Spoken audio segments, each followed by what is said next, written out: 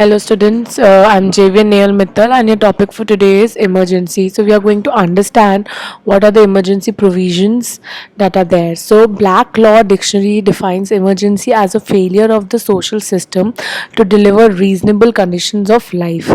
An emergency may be defined as circumstances arising suddenly that calls for immediate action by the public authorities under the powers granted to them. In India, emergency provisions are such that the constitution enables the federal government to acquire the strength of unitary government whenever the situation demands. All the pacific methods should be exhausted during such situation. An emergency should also be the last weapon to use as it affects Indian federal feature of the government. There are three types of emergencies under the Indian constitution. The first one is national emergency, second is state emergency, third is financial emergency. First, we are going to understand national emergency.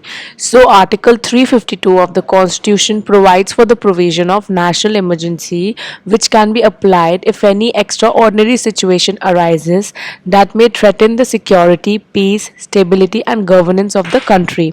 Whenever any of the following grounds occur, an emergency can be imposed: war, external aggression, internal rebellion. So, Article 352 provides that if the President is satisfied on the grounds that the security of India is threatened due to outside aggression or armed rebellion, he can issue a proclamation to that effect regarding the whole of India or part thereof. Then comes the procedure for revoking the emergency. If the situation improves, then the president can revoke the emergency through another proclamation.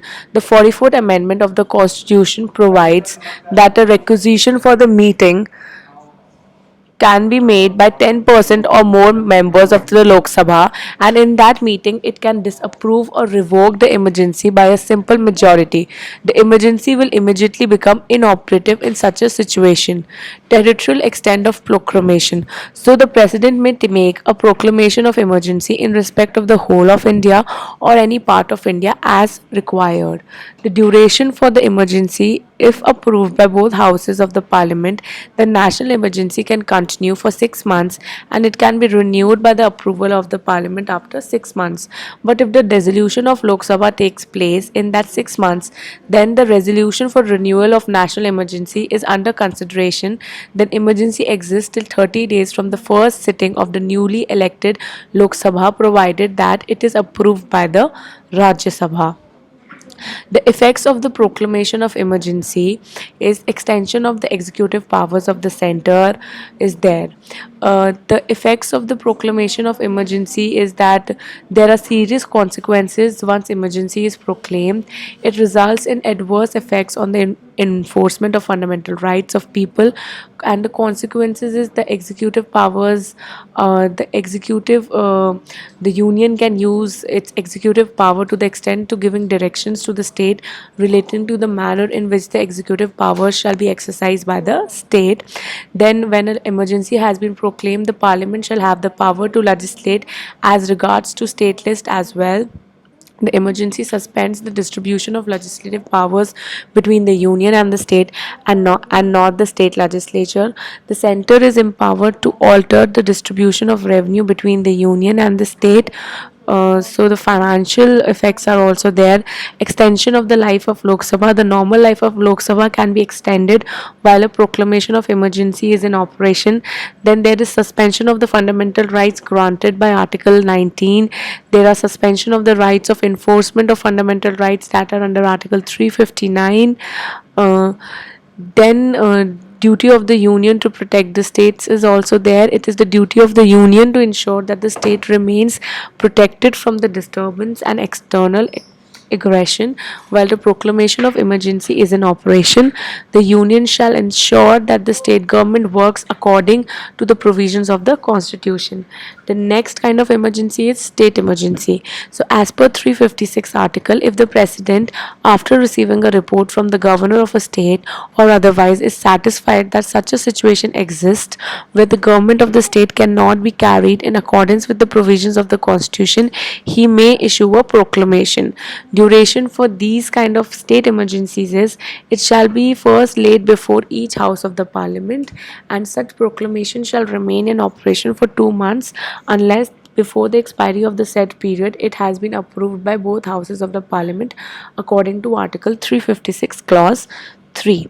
So suppose in a case where Lok Sabha has been dissolved during the issuance of a proclamation of emergency, or its dissolution takes place within the above said period of 2 months, and the Rajya Sabha has approved the proclamation but the Lok Sabha has not approved it, in such kind of a case the said proclamation will not operate unless before the expiry of 30 days it has also been passed by the Lok Sabha after its reconstruction. So the proclamation will remain in operation for 6 months after it has been approved by the parliament. The duration of an emergency can be extended for 6 months at a time, but it cannot remain in operation for more than 3 years. The revocation is by a subsequent proclamation. A proclamation of state emergency can be revoked. Effects of the state emergency: the president shall have all the powers that are exercisable by the governor in the state. The president shall declare the state and exercise its legislative powers by or under the authority of the parliament. The president is deemed fit, necessary provisions shall be made to serve the purpose of the proclamation, then he may make such provisions.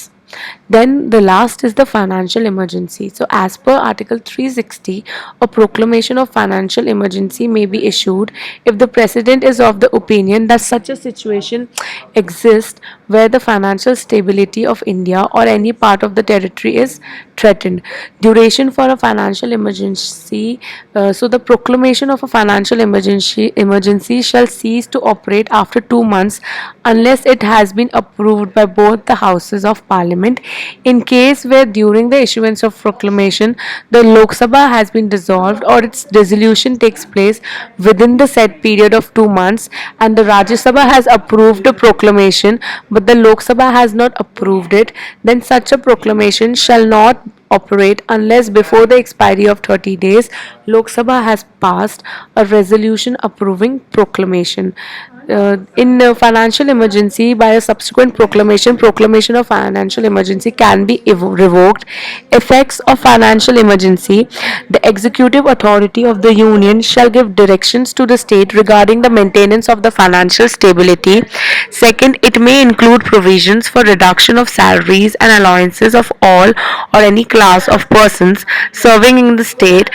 This includes judges of the High Court and the Supreme Court. And the last is that the money bills shall be reserved for approval of the President. Conclusion for the emergency provisions is this: that it is easy to understand that the purpose behind the enforcement of such,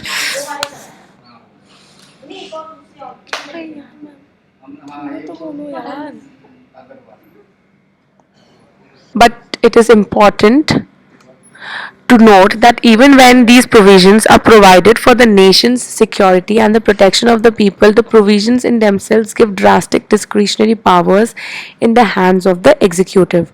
This affects the federal structure of the nation and essentially turns it into a unitary one.